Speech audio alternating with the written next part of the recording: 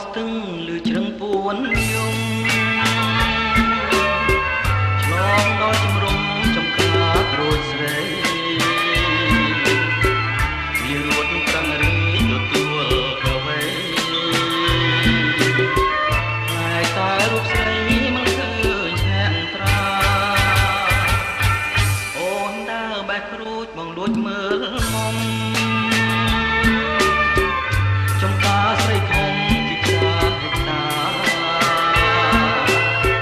សាមកចិនផ្លែសង្កែចេញកា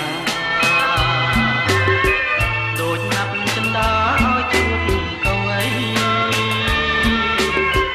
តវត្តតែមឹមក្រហម